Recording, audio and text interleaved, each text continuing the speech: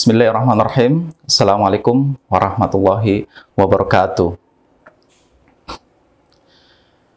Alhamdulillahilladzi an'amana bi ni'matil iman wal islam. Wassalatu wassalamu ala khairil anam Sayyidina Muhammadin wa ala alihi wa sahbihi ajma'in, amma ba'du. Puji syukur kehadirat Allah Subhanahu wa Ta'ala yang senantiasa mencurahkan nikmatnya, mencurahkan rahmatnya kepada kita semua, nikmat yang sangat luas sampai kita tidak bisa mendefinisikannya dengan matematika, apalagi logika kita. Dan mudah-mudahan kita termasuk dalam golongan orang-orang yang bersyukur. Amin, amin ya rabbal alamin. Tak lupa kita aturkan sholawat kepada junjungan kita Nabiullah Muhammad sallallahu alaihi wasallam beserta keluarga, para sahabat, tabi'in, dan mudah-mudahan kita semua mendapatkan syafaat yaumul akhir nanti. Amin, amin ya rabbal alamin. Sahabat Ramadan yang dirahmati Allah, pada hakikatnya semua yang kita alami dalam kehidupan kita, di kehidupan kita ini, baik sesuatu hal yang kita pandang tidak menyenangkan atau sesuatu hal yang kita anggap membahagiakan kita, itu semua sesungguhnya adalah ujian dari Allah Subhanahu wa Ta'ala. Untuk itu kita wajib untuk menghadapi ujian tersebut. Allah berfirman dalam Quran surat Al-Anbiya ayat 35 yang artinya, dan kami akan menguji kalian yang masih hidup dengan berbagai macam ujian, baik yang dirasakan menyenangkan ataupun yang dirasakan tidak menyenangkan. Karena pada hakikatnya ujian sendiri, ujian yang datang kepada kita sudah disebutkan dalam Quran surat Al-Mulk ayat kedua sebagai cara agar kita bisa meningkatkan amal-amal soleh di hadapan Allah Subhanahu wa Ta'ala. Allah berfirman, "Alladzi khalaqal mauta wal hayata liyabluwakum ayyukum ahsanu amala wa huwal azizul ghafur." Yang artinya, dan dialah Allah yang menciptakan kematian dan juga kehidupan. Semua ini untuk menguji yang masih hidup, bagaimana mereka bisa meningkatkan amal-amal kebaikannya. Sungguh Allah Maha Perkasa dan Maha Pengampun. Sahabat Ramadan yang dirahmati Allah,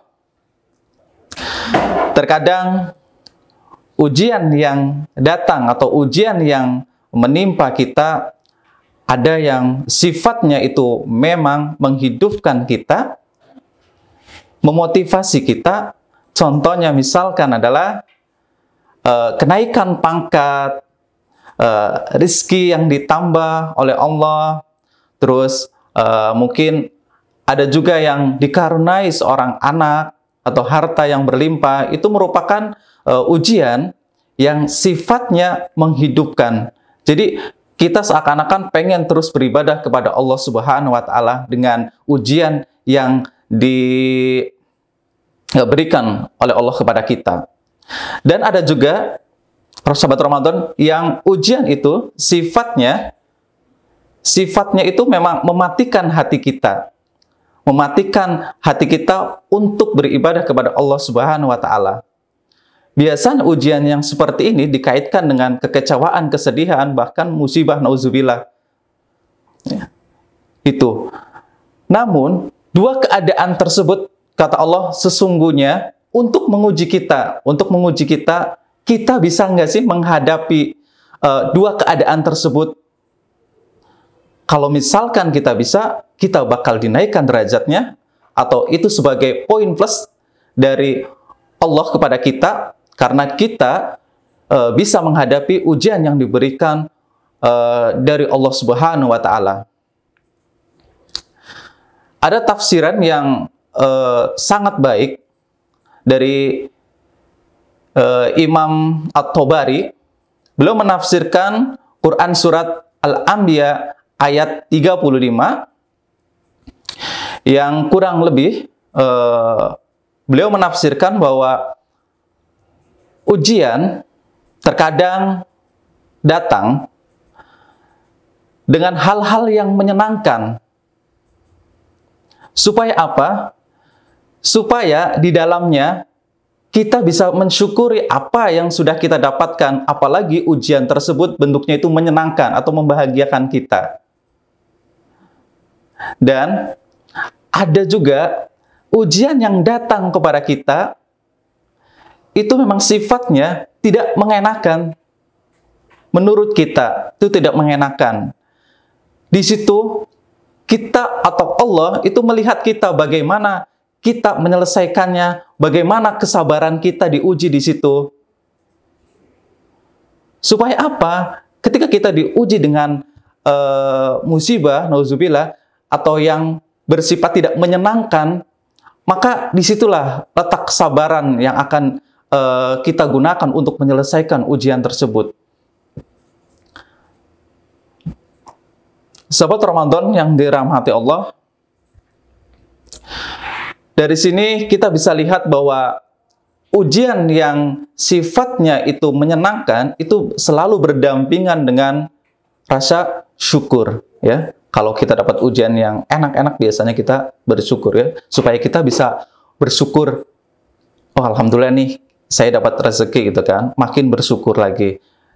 Dan ketika kita mendapat ujian yang tidak mengenakan, maka itu akan disandingkan dengan suatu kesabaran. Kesabaran bagaimana kita mengatasi ujian tersebut atau menghadapi ujian tersebut. Nah, sahabat Ramadan, kita tahu bahwa di Al-Quran itu biasanya ujian yang dianggap menurut kita itu tidak mengenakan, itu biasanya selalu didampingi, ya, atau selaras dengan kesabaran.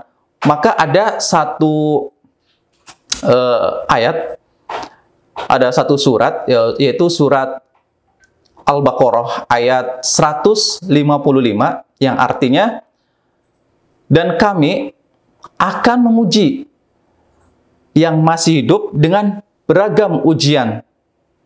Nah, selanjutnya adalah dengan hal yang tidak mengenakan, misalkan kekhawatiran, kegelisahan, ketakutan, dan yang lain sebagainya. Itu. Tapi yang menariknya, kata Allah, adalah wabasyiris shabirin, ya. Berikanlah kabar gembira kepada orang-orang yang bersabar. Sahabat Ramadan yang dirahmati Allah, ujian harus kita hadapi dengan kesabaran karena Allah Subhanahu wa Ta'ala. Jika kita mendapat ujian yang sifatnya itu menyenangkan, maka kita harus mensyukurinya. Kalau ujian yang sifatnya tidak mengenakan, maka bersabarlah, ya. Kuncinya adalah bersabar untuk menjalaninya atau menghadapinya. Dan ambil hikmah, ambil pelajaran dari setiap ujian yang sahabat Ramadan alami. Ambil hikmahnya, ambil pelajarannya. Sabar bukan berarti diam. Sabar bukan berarti menunggu pasrah. Tapi sabar adalah sebuah sikap di mana menerima ketentuan yang sudah ditetapkan oleh Allah Subhanahu wa Ta'ala dan diiringi dengan ikhtiar untuk mengatasinya, serta menerima hasilnya atau menyerahkan hasilnya, seluruh hasilnya kepada Allah Subhanahu wa Ta'ala untuk meminta ridhonya. Itulah sabar. Untuk itu, apapun ketetapan yang Allah berikan kepada kita, kita harus selalu mensyukuri dan bersabar. Dan mengambil apa pelajaran yang bisa kita ambil dari ujian yang kita hadapi. Karena dengan bersyukur dan bersabar, insya Allah kita akan menjadi hamba yang ikhlas dengan ujian yang diberikan oleh Allah Subhanahu wa Ta'ala. Dan yang pasti bahwa apapun ketetapan Allah, apapun takdir yang Allah berikan kepada kita, ingat di dalamnya ada kebaikan untuk kita. Itu saja yang bisa saya sampaikan, ya. Kurang lebihnya mohon maaf, ya. Bila ingin membuat galah, belilah bambu di Surabaya. Bila ada kata yang salah, mohon berikan maaf untuk saya. Akhirul kalam, wassalamualaikum warahmatullahi wabarakatuh.